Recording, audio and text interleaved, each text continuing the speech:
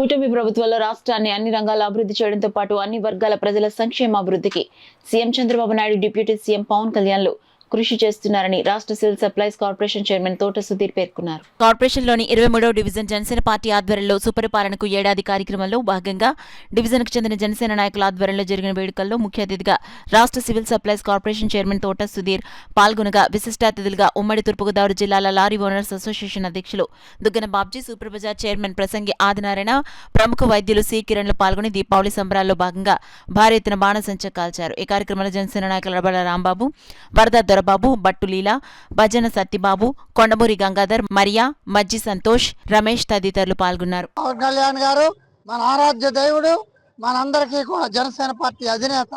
ఆయన ఇచ్చిన పిలుపు మేరకు ఈ రోజున రాష్ట్రం మొత్తం మీద అన్ని ఊర్లలో అన్ని కోడల్లో కూడా సంక్రాంతి, దీపావళి కలిపి ఉట్టుముడిచే విధంగా మనం అందరం కలిసి ఈ వేడుకలు జరుపుకుంటున్నాం.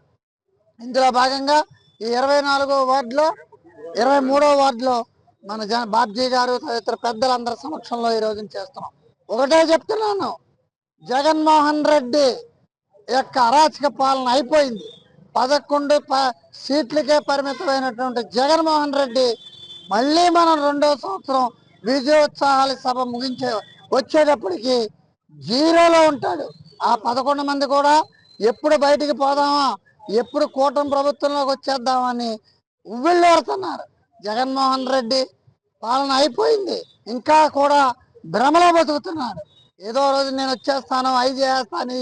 ఇంకా వైసీపీ ప్రభుత్వం అన్నది భూస్థాపితం చేసిన ఈ కూటమి ప్రభుత్వానికి తలవంచి నేను పాదాభివందనం చేస్తున్నాను. ఇవాళ కూటమి ప్రభుత్వం రావడం కీలకమైన పాత్ర పవన్ కళ్యాణ్ గారి వల్ల ఇవాళ ప్రభుత్వం రావడం జరిగింది. అలాగే పవన్ కళ్యాణ్ గారు కూడా మాకు 29లో కూడా సీఎం గా చూడాలని చెప్పేసి మేము కోరుకుంటున్నాం. మా జనసేన తరపు నుంచి ఏదైనప్పటికీ కూడా ఈరోజు కూటమి ప్రభుత్వం ఎన్నంటే ఉంటాం మేమందరూనే. అలాగే జనసేన కార్యకర్తలందరూ కూడా 29లో ఎప్పుడు సీఎం అవుతాడని చెప్పి ఎదురు చూస్తూ ఉంటాం. ఏదైనప్పటికీ కూడా ప్రతి కార్యకర్త ప్రతి పార్టీలో రూపాయి ఆశించి పని చేస్తారు, కానీ జనసేన కార్యకర్తలు కానీ వీరమహిళలు కానీ రూపాయి ఆశించి పని చేయలేని పార్టీ ఏదైనా ఉందంటే జనసేన పార్టీయే.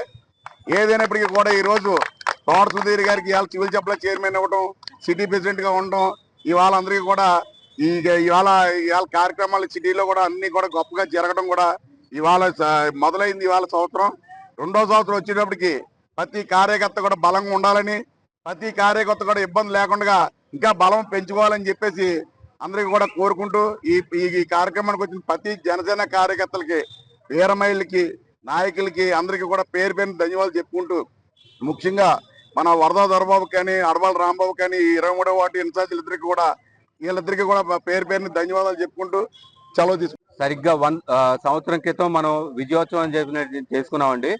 ఆ నరకాసుడి యొక్క పాలనని ఎలాగైతే అంతమొందించి దీపావళి చేసుకుంటుందో మన దేశంలో, అదేవిధంగా ఈ జగన్నాసుడి పాలన అంతమొందించి గత సంవత్సరం ఇదే జూన్ 4వ తారీఖున మనం కూటమి ప్రభుత్వం ఏర్పాటు చేసుకున్నాం. ఆ సందర్భంగా ఈ రోజు విజయోత్సవ ర్యాలీని, విజయోత్సవాన్ని, దీపావళిని చేసుకుంటూ ఉన్నాం. అదేవిధంగా సంక్రాంతి కార్యక్రమాలు కూడా చేసుకుంటున్నాం ఇంటింటికి కూడాను.